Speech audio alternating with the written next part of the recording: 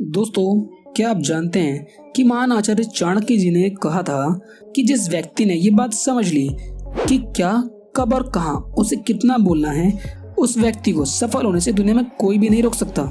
ऐसे इंसान की सफलता सुनिश्चित होती है।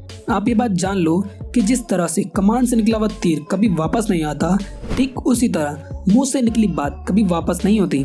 आपके शब्द और भाषा सामने वाले के लिए हथियार हैं और आपकी कमजोरी भी।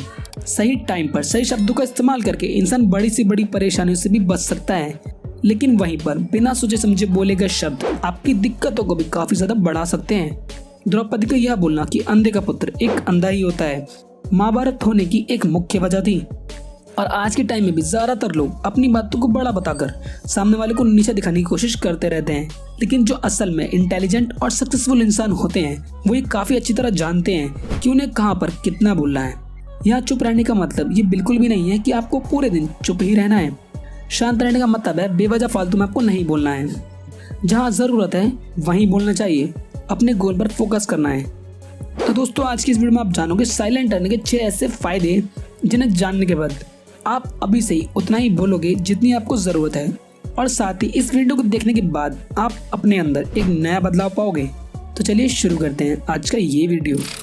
Number 1, silence gets to people attention. क्या आप जानते हैं कि महान आचार्य चाणक्य जी ने अपने हजारों शत्रुओं को सिर्फ अपनी खामोशी से ही मात दी थी।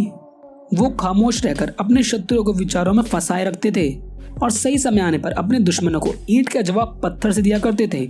साइलेंट यानी कि चुप रहना किस तरह से लोगों की अटेंशन को ग्रैब करता है, आप इस बात को इस एग्जांपल से समझ पाओगे कि जब क्लासरूम में टीचर किसी टॉपिक पर बात करते हैं तो स्टूडेंट्स उनकी बातों को ध्यान से सुनते हैं, लेकिन जब अचानक से टीचर या स्पीकर्स बोलना बंद कर देते हैं तो सभी लोग सोच में पड़ जाते हैं कि आखिर हुआ क्या।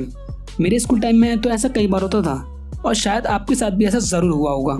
ठीक यही फार्मूला हमारी रोजमर्रा की जिंदगी में लागू होता है। जब कभी भी आप अपने काम से काम रखते हो या फिर दूसरे के मामले में दखल नहीं देते और सिर्फ जरूरत पड़ने पर ही बोलते हो, तभी सामने वाले लोग आपके ऊपर ज्यादा ध्यान देते हैं। और अगर आप कम बोलोगे या जरूरत पड़ने पर ही बोलोगे तो लोग आपको या आपकी बातों को ज्यादा वैल्यू देंगे। लोग आपकी बातों को उन लोगों के मुकाबले ज्यादा अच्छे से समझेंगे जो लोग बिना बात के बकर बकर करते रहते हैं। अगर आपको यकीन नहीं होता तो आप ट्राई कर लेना। Number 2, silence help to build trust. अगर आप एक मजबूत रिश्ता बनाना चाहते हो तो इससे पहले आपको ट्रस्ट यानी विश्वास बनाना होगा, और विश्वास तभी बन पाएगा जब आप सामने वाले की बातों को ध्यान से सुनोगे, यानी बातचीत के दौरान कम बोलोगे और ज्यादा सुनोगे। ऐसा करने से दूसरे इंसान को ये फील होगा कि आप सच में एक अच्छे इंसान हो, सामने वालों की बातों को ध्यान से और ठीक तरह से सुनते या समझते हो, किसी को इग्नोर नहीं करते, एंड तभी वो आपकी बातों को ध्यान से और अच्छे से सुनेगा, और इसी सिचुएशन में आपका विश्वास सामने वाले व्यक्ति के ऊपर ज्यादा अच्छे से बन पाएगा। Number 3, silence help in negotiations. शांत रहने पर मोल भाव, यानी नेगोशिएट करते वक्त ये चीज आपकी काफी सारा मदद कर सकता है। आप ये नोटिस करना कि बातचीत के दौरान अगर आप अचानक से चुप हो जाते हो और सामने वाले की बातों को जवाब नहीं देते तो आपकी खामोशी दूसरे इंसान को ये सोचने पर मजबूर कर देती है कि आखिर में आप सोच क्या रहे हो। तो इसी बात का फायदा उठाते हुए आपको सामने वाले को सोचने देना है कि आप क्या सोच रहे हैं। जस्ट फॉर एग्जाम्पल, मान लो कि आप कोई डील फाइनल कर रहे हो तो आप सामने वाली पार्टी को जल्दी से यस या नो मत बोलो, कुछ सेकंड सोचो। आपकी यह चुप्पी सामने वाले को हैरान कर देगी और सिर्फ उन्हें ही बोलने दें, और इससे आपको बात आगे बढ़ाने का मौका मिलेगा और इससे सामने वाला व्यक्ति आपकी ओर ज्यादा अट्रैक्ट होगा। Number 4, get the answers. आपने कई बार ऐसे लोगों को जरूर देखा होगा जो कि कोई क्वेश्चन पूछने के बाद चुप ही नहीं होते, बक करते ही रहते हैं और दूसरे को बोलने का मौका ही नहीं देते। और अगर आप भी इन्हीं लोगों में से हैं तो आपको कभी भी दूसरे इंसान के पर्सपेक्टिव को जानने का मौका ही नहीं मिलेगा। लोग आपके क्वेश्चन का आंसर ही नहीं देंगे, इसलिए कोई भी क्वेश्चन पूछने के बाद आपको चुप रहना चाहिए। अपना ओपिनियन मत दो, सामने वाले का क्या ओपिनियन है इस बात पर ध्यान दो, उसे जानने की या समझने की कोशिश करो, शायद इससे आप कुछ नया सीख पाओ। कुल मिलाकर क्वेश्चन पूछने के बाद आप जितना जल्दी चुप हो जाओगे आपको उतना ही जल्दी उसका आंसर मिल जाएगा। Just for example, Swami Vivekananda ji जो कि अपनी बुद्धिमत्ता से पूरी दुनिया में जाने जाते हैं, उनमें भी यही खासियत थी कि वो अपने गुरु रामकृष्ण जी से जब भी कोई प्रश्न पूछा करते थे, बट क्वेश्चन पूछने के तुरंत बाद वे चुप हो जाया करते थे ताकि वे गुरुदेव की राय को, उनके जवाब को अच्छे से समझ पाएं। Number 5, soft power.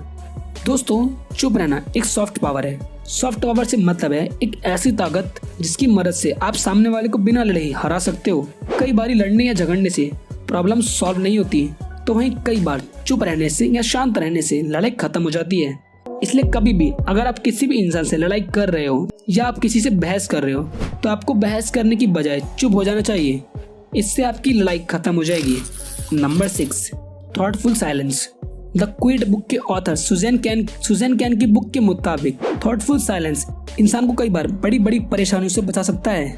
अगर आप फालतू में अपना टाइम बर्बाद करते हो या कहीं भी या कभी भी किसी के साथ भी कहीं भी चले जाते हो, उसे उसके साथ जाने के लिए मना नहीं करते, तो इससे आपका कीमती समय बर्बाद हो जाता है और बाद में आपको महसूस होता है कि अगर आप किसी के साथ घूमने जाने की बजाय उस काम को करते तो आपका काफी समय बर्बाद होने से बच जाता।